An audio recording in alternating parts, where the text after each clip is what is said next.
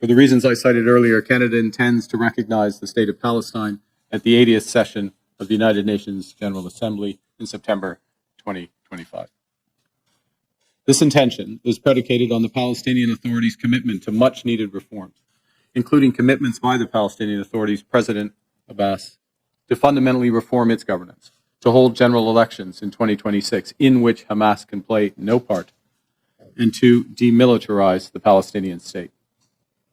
Canada will increase its efforts in supporting strong democratic governance in Palestine and the contributions of its people to a more peaceful and hopeful future. I spoke today with President Abbas at length to reaffirm his commitments. Canada reiterates that Hamas must immediately release all hostages taken in their horrific terrorist attack of October 7th, that Hamas must disarm, and that Hamas must play no role in the future governance of Palestine. Canada will always steadfastly support Israel's existence as an independent state in the Middle East, living in peace and security.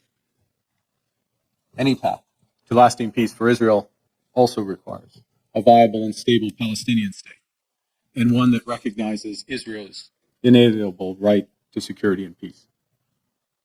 Des Affaires étrangères du Canada. After a few remarks, we'll go to the question period. Canada will be a constructive partner in building a just, meaningful, and lasting peace in the region, and a future that respects the dignity, security, and the aspirations of all Palestinians and Israelis.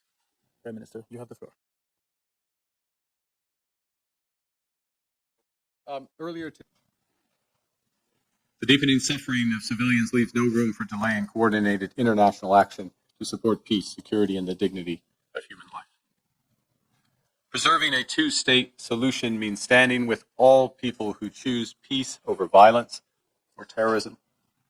And it means honoring their innate desire for peaceful coexistence of Israeli and Palestinian states as the only roadmap for a secure and prosperous long-term future. Prospects for a two-state solution have been steadily and gravely eroded, including by the pervasive threat of Hamas terrorism to Israel and its people, culminating in the heinous attack of October 7th, 2023, and the terrorist organization Hamas's long-standing violent rejection of Israel's right to exist and its rejection of a two-state solution. A belief in a two-state solution, the inalienable rights of both peoples, and the fact that peace and security could only be achieved through it. That prospect, that possibility of a two-state solution is being eroded before our eyes.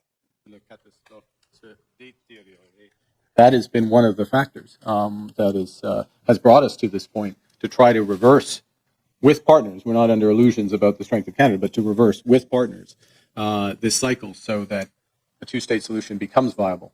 Lots more has to happen for it to. Le devoir de faire respecter. The United States is the essential partner in peace in the Middle East and in virtually in many parts of the world. And we've seen that demonstrated. First point.